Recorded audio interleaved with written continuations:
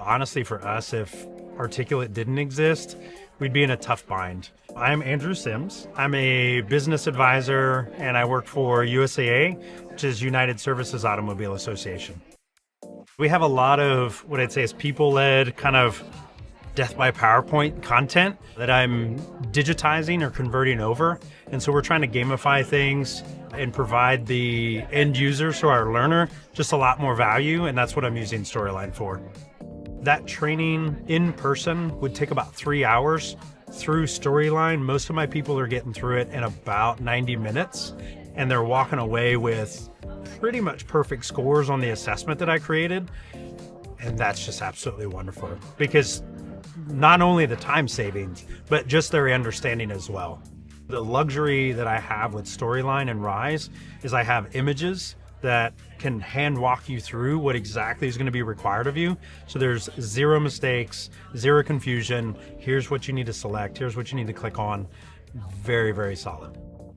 If I take all of these people-led trainings and I can convert them over, then that gives me more time in the classroom to do other things, whatever those other things are. If it's improve on other trainings, gamify more trainings, or update them, it provides me a ton of value. I created the very first call simulation for our department, pretty much for the company.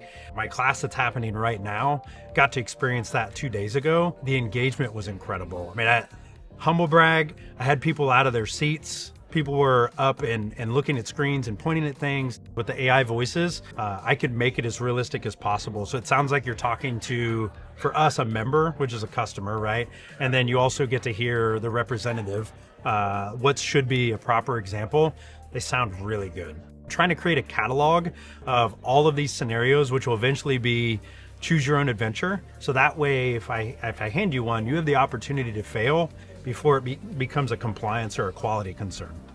The problem is the time involved. I'm burning massive amounts of daylight, right? Being in front of you to teach you something.